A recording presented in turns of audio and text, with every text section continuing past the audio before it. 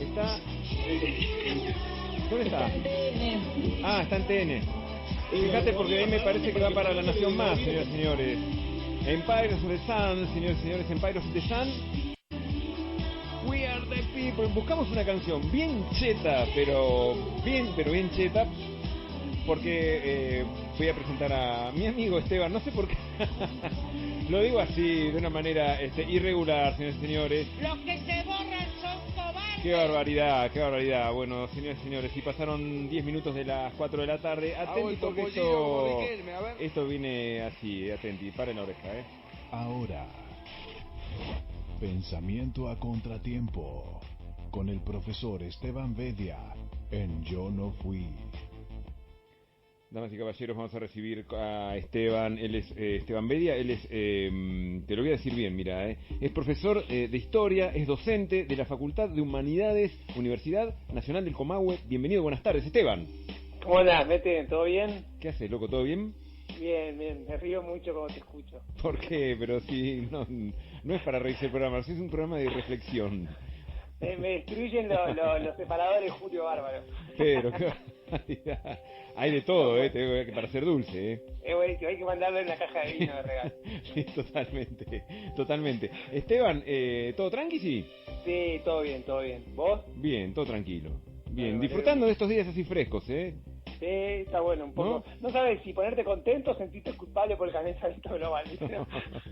Bueno, pero si es fresco es porque no está tampoco tan caliente el... Claro. Lo que pasa es que es rarísimo. Estos días, viste, tuvimos calor en Cordillera, 32, 33 en Bariloche. Aprovechamos para mandar un saludo grande a nuestra amiga en común Angie, que debe estar escuchando tal vez. Sí, cómo no, a Manchula. Y acá teníamos 22, 23, viste, rarísimo. Sí, todo muy raro. Todo raro. Sospechoso. Sí, sospechoso, Esteban. Bueno, sos un tipo, un observador, alguien que nos ayuda también a pensar y repensar, pero también a contramano y a contratiempo. No sé si está bien dicho contramano. Sí, no, está bien. No, está perfecto. Y el tema de hoy estaba viendo que es el debate público sobre la ciencia durante la pandemia del COVID-19. Sí, porque vos sabés que lo traje a colación porque en enero de este año, o sea, viste que bueno, sigue habiendo mucho debate sobre la pandemia, distintos aspectos, y en enero de este año hay una revista muy famosa, digamos, de científica, me puse a revisarla, es una revista que se llama Science, es como ciencia sería, y el número de la revista es el 6526. Digo, desde la prehistoria esta revista. ¿De qué año sale? Los tipos están publicando publicaciones científicas de 1850. Ajá. O sea que es una de las publicaciones más viejas, digamos, de ciencia en el mundo. Ajá. Imagínate que, no sé, una revista acá en la Argentina tiene, no sé, 500 números, no, ni de cerca, ¿entendés? ¿Y esa revista estaba capacitada para habilitar vacunas o no? Bueno. Es una revista, sí, es más, casi, tal vez es más importante que The Lancet, Ajá, es un término de prestigio. Así que nada, bueno, y salió en enero de este año, salió un artículo firmado por el editor de la revista que se llama El debate público es bueno para la ciencia, ¿no? Y ahí el tipo parte de una preocupación que tiene que ver con que surgió, digamos, dentro de la comunidad científica, porque hasta ahora, digamos, tal vez, digamos, nunca antes, como en esta pandemia, se discutió tanto de la ciencia públicamente, ¿no? O sea, obviamente la comunidad científica están acostumbrada a los debates, pero siempre en lo que se llama el debate entre pares, ¿no? Entre miembros de la comunidad científica. Y por primera vez, tal vez un fenómeno nuevo, o sea, un fenómeno del siglo XX, pero nunca había habido redes sociales y medio de comunicación y tanta multiplicidad, digamos, de debate como hasta ahora. Entonces hubo como preocupación dentro de alguna de las voces de la comunidad científica diciendo, bueno, esto ayuda o confunde, ¿no? Que un poco que también pasa acá en la comunidad, ¿no? Que hay como ruido y debate, tanto entre científicos como gente que no es científica, ¿no? Entonces yo que me parecía interesante traer esa pregunta, ¿no? Si es bueno este debate, ¿no? Bien, como no te voy a interrumpir antes mira, quiero comentarte este mensaje que llega de Daro, que es acá, atento, Meteoro, atento Acá el equipo verde ya está calentando motores para el fin de semana y a la espera de la columna del profe Esteban Bedia, del cual somos fervientes admiradores, ya que el 80% fuimos estudiantes suyos. Saludos, dicen. Ah, qué grande, muy bueno. Bueno. Ay, quiero el equipo verde. Imagino quiénes son esa gente. Bueno, todo tuyo, Así que Esteban. bueno, no, muchas gracias. Por favor. Sí. Bueno, nada, entonces, como te decía, ¿no? Es interesante el debate porque el artículo sostiene, ¿no?, que esta situación, digamos, de debate público en las redes sociales, en los medios de comunicación, en todos lados, acerca de todo lo que pasa en la ciencia, ha obligado, digamos, lo que es relacionado con el COVID, ¿no?, ha relacionado a los científicos a buscar mejores soluciones, pero también ha ayudado a que el público, o sea, nosotros, entendamos mejor la dinámica del discurso científico, ¿no? Uh-huh. También el artículo ese plantea que hay áreas que ha habido claros consensos, por ejemplo, como el problema de la distancia social o la importancia de estudios clínicos rigurosos para poder ver qué vacunas son efectivas y cuáles no, Uh-huh. y esos estudios que estén chequeados por la agencia de control, que allá en Estados Unidos la FDA, y bueno, nosotros acá tenemos la ANMAT, etcétera. Pero también indica, digamos, el artículo que hay otras áreas en las cuales no hay tanto consenso, ¿no? Por ejemplo, como si abrir o cerrar la escuela o no, o llevar o no llevar mascarillas, digamos, en la vía pública, ¿no? El artículo obviamente está en un contexto más anglosajón y hay un debate acerca de eso, ¿no? Otro debate también que es muy relevante y que sigue tal vez más vigente que estos, que ya son más viejos, es, por ejemplo, el tema de la administración y la distribución de las vacunas, o sea, ¿no? Cómo se deberían distribuir las vacunas, cómo se deberían administrar, si una dosis y media dosis, si le damos una dosis alcanza que le dé el 50%, bueno, todo lo que se está discutiendo.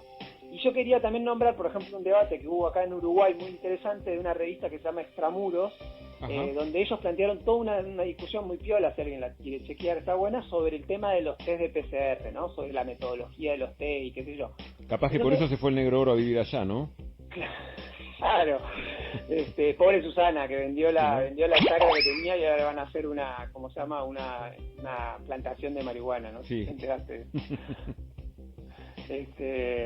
Así que bueno, nada, muy interesante ahí, digamos, el debate. Estos como temas en los que hay consenso y temas en los que hay menos consenso. Entonces, la pregunta es si estos temas, estos debates se deberían circunscribir a los especialistas, y la respuesta de la revista es que no, que este debate tiene que ser amplio, que tiene que ser un debate vigoroso, porque hay que abandonar un poco la idea de que las ciencias son hechos establecidos de una vez y para siempre en las revistas, en los manuales, en los libros de texto, ¿no? Y que al contrario, el debate público, que a veces es confuso y a veces como complejo, colabora finalmente en el avance del conocimiento y conduce a soluciones que, entiendo yo, tienden a beneficiarnos a todos, inclusive nos tenemos que preguntar eso, si también nos benefician a todos. Y en este punto yo quería hacer como algunas conexiones que me parecen interesantes para pensarlas. A ver. En primer lugar, nosotros tenemos que pensar que hay una diferencia fundamental entre el contexto anglosajón y europeo y el argentino, porque en el contexto anglosajón y europeo, atlántico si querés para decirlo, abrumadoramente la ciencia, mayoritariamente, o una parte importante si querés, pero la mayoría de la ciencia, del financiamiento es de origen privado. En cambio, nosotros en Argentina tenemos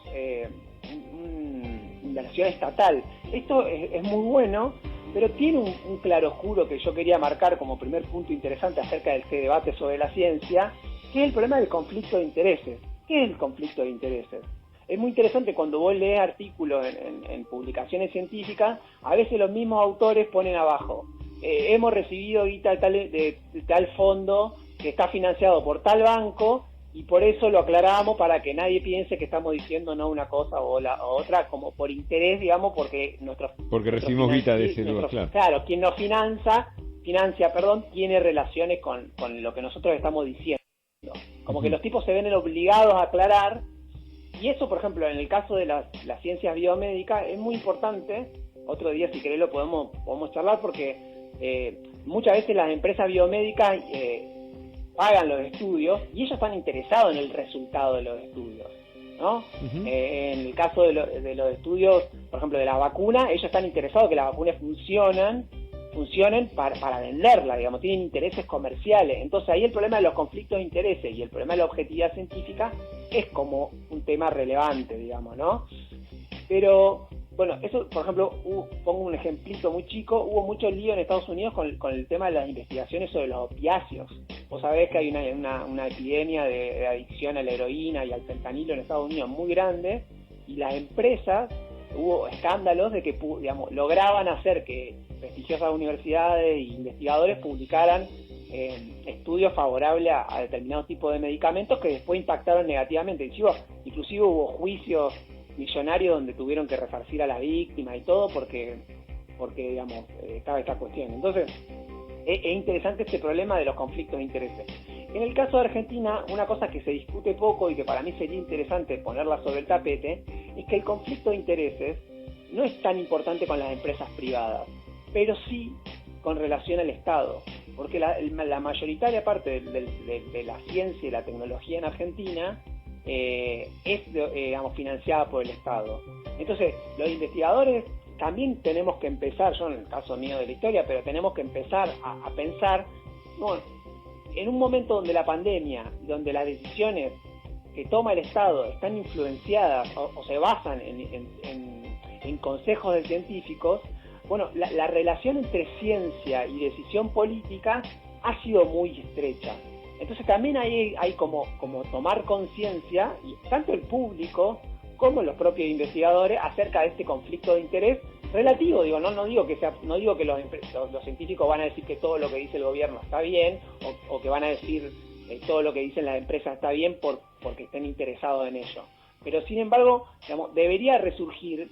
¿Y esto qué trae a colación? Trae a colación algo muy interesante, que es una idea por ahí un tanto que se pierde, que la ciencia, tanto por su práctica, por la forma en que se lleva adelante, como por el impacto que tiene, digamos, en la vida de todos nosotros, es una actividad eminentemente social, ¿no? Eso fue un debate muy interesante, muy largo, a mediados del siglo XX, donde hubo todo un trabajo sobre todo de la filosofía de la ciencia y la historia de la ciencia, donde mostraron cómo los intereses personales, los intereses políticos, los intereses ideológicos, las creencias de los propios científicos forman parte, digamos, del bagaje cultural y del bagaje a la hora de tomar decisiones. Entonces, la idea muy del siglo XIX de una ciencia impoluta, de una ciencia sin contradicciones, sin cuestionamientos, casi como desinteresada, buscando el beneficio de toda la humanidad, fue puesta en duda y ha sido crecientemente puesta en duda. Entonces, en eso que nosotros llamamos ciencia, ¿no? Que aparece como un saber muy canónico, muy respetado, etcétera, emerge en un conjunto de intereses o está cruzado esa práctica por un conjunto de intereses, ¿no? Uh-huh. Es un poco el caso que podemos pensar de la prensa, ¿no? Cuando la prensa recibe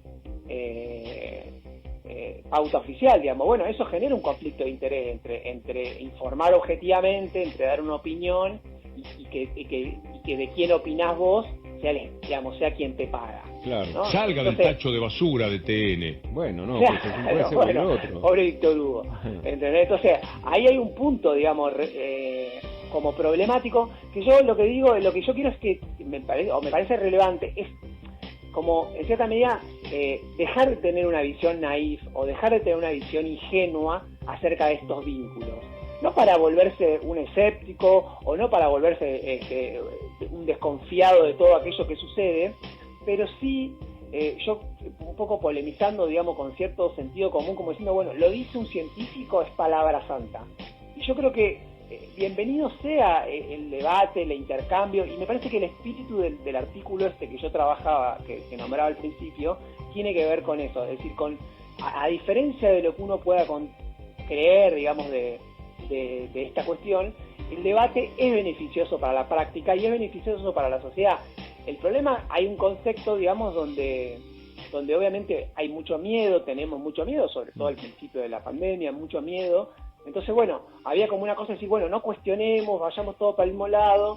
Y yo creo que es interesante, digamos, que desde la propia comunidad científica se acepte que el debate, el cuestionamiento, el libre circular de ideas y de opiniones Siempre, obviamente, estamos hablando de fuentes confiables, ¿no? De fake y qué sé yo. Sí, pero a mí me da mucha bronca, Esteban, disculpame que meta este pequeño bocadito que seguramente va a empobrecer la columna. Es cuando en Intratables, por ejemplo, tienen un científico y lo sientan a debatir con un mono. Bueno, pero yo creo que está bien, digamos, o sea, no creo que esté mal. O sea, y yo creo que inclusive dentro de los medios de comunicación hay debate acerca de la comunicación científica, de que si los medios de comunicación tienen que contratar a comunicadores científicos, eso hay como todos unos changos que quieren conseguirse laburo. O sea, hablemos sin saber. Digo, lo que voy es que a diferencia, digamos, lo que hay que salirse es de esa idea sacrosanta de una práctica científica total desprendida de intereses. Y esa ingenuidad, digamos, a mí me parece con lo que hay que romper. Intereses económicos, los intereses de los propios investigadores, digamos, que están cruzados. Necesitan cobrar un sueldo, tienen aspiradores, tienen aspiraciones, personales, profesionales, ganas de progresar en sus carreras. Todo eso cruza la práctica. Entonces no es como una cosa impoluta que se produce, digamos, de una torre de cristal intachable, etcétera. Y muchas veces, digamos, el miedo como que restauró un poco, reforzó ese prejuicio de, lo que dice un científico es palabra santa. No, por supuesto que la sociedad, los tomadores de decisiones, los gobiernos deben, digamos, escuchar atentamente lo que plantean los científicos, pero todos debemos comprometernos en ese debate. Porque también cuando uno se pone a estudiar la historia, digamos, del pensamiento científico y de las prácticas científicas... Te puede tocar una Sandra Pita. Ah, no. ¿Cómo? Te puede tocar una Sandra Pita. Ah, no, perdón. No, bueno, ahí yo ya sabía que me le iba a nombrar a Sandra Pita. Pero yo lo que quiero decir es, a diferencia de yo creo que a diferencia de lo que uno podría creer, yo creo que es voy a decir algo polémico, pero yo creo saludable, que es el disenso. No, creo que es valioso que surja el debate. Por supuesto que no concuerdo con la idea de Sandra Pita, pero que una persona como Sandra Pita salga al ruedo y haya debate, obliga a mayores explicaciones. Sí. Obliga a dar mayores discusiones. Cuando fue todo el debate sobre la vacuna de Sputnik, que no había salido la publicación de Lancet, etcétera, yo me fui y me fijé en las recomendaciones de la Organización Mundial de la Salud acerca de la cuestión, digamos, de qué es lo que tienen que hacer los gobiernos frente a las vacunaciones, y ahí lo que decía la Organización Mundial de Salud es que hay que dar publicidad. O sea, mientras mayor publicidad a una campaña de vacunación, los problemas que tiene, las contraindicaciones que pueda tener, o sea, todo lo que está en el medio beneficia el proceso de que la gente tome decisiones acerca de la vacunación. Claro, sí, además entonces, bajarlo más al llano, obviamente, y a Sandra Pita también prueba el hecho de que los científicos tienen intereses políticos. Distintos intereses políticos. Yo creo que, o sea, lo que pasa es que uno piensa, digamos, creo que rompe de manera, si querés, medio ufonesca o medio, si querés, trágica, porque uno esperaría, digamos, otro nivel político de un científico. Pero reconoce en parte que están cruzados por intereses. Y hay muchos científicos macristas. Yo creo que es ingenuo pensar que solamente Sandra Pita. No, pero sí, por supuesto. Y no está mal que haya, digamos, científicos de derecha, de izquierda, peronistas, liberales, radicales. Me parece que lo que hay que hacer es salirse de ese lugar, digamos, de la palabra como una palabra autorizada, sacrosanta, y empezar a permitirnos, digamos, escuchar los argumentos, estudiar los argumentos, profundizar, y me parece, digamos, por ahí cae medio a traspié, digamos, porque por ahí hoy no es el debate que está en juego, pero me parece que era interesante como recuperar esto. Y para cerrar, también porque muchas veces, muchas prácticas que hoy nosotros consideramos caducas, también fueron prácticas que fueron legitimadas por el discurso científico. El colonialismo, es decir, la idea de que los no europeos eran inferiores racialmente, estuvo fundamentado en lo que en su momento se llamaba conocimiento científico. Por supuesto que esas ideas fueron revisadas y dejadas de lugar. ¿Se entiende? Entonces, pero digamos, en su momento se justificaba la esclavitud con argumentos, entre comillas, científicos. Y podría haber un montón de ejemplos. Nuestra relación con la naturaleza, ¿no? La idea como vista como un recurso a explotar, también tuvo y todavía tiene una justificación científica. Es decir, vos pensás lo de la minería en Chubut y se escuchan voces científicas de los dos lados, a favor y en contra. Claro. Entonces no es tan simple nuestra... Es decir, y entonces ahí es donde emerge, me parece, lo interesante. Inclusive, cuando viene la sociedad mercantilista y el libre mercado, se inventó una ciencia que justificaba eso, que se llamaba la economía. O cuando se hicieron las reformas neoliberales en los 70, había toda una serie de economistas de los Chicago Boys, etcétera, el neoliberalismo, y después en los 90 en Argentina, que decían que eso era ciencia económica, que había que tomar determinadas decisiones económicas justificadas en el saber científico. Entonces, hay una relación entre las prácticas científicas, las prácticas sociales, y podríamos, bueno, no sé, la física nuclear con las bombas atómicas, o sea, podríamos discutir mucho sobre, es un gran punto de discusión. Y me parece que lo que yo trato de invitar con esta reflexión es que en vez de pensar que el debate, digamos,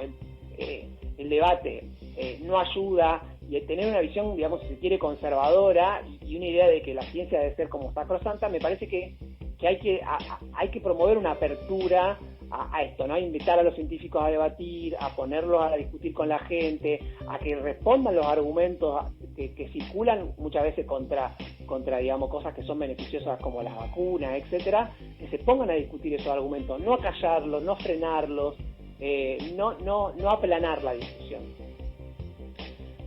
Esteban, muchísimas gracias, que tengas un buen fin de semana y la seguimos la que viene, dale. Gracias, Mete, un abrazo. Un placer, señoras y señores, Esteban Bedia. @Esteban_Bedia, con V corta, de vaca, con V corta, de Bedia, con V corta de vestuario visitante.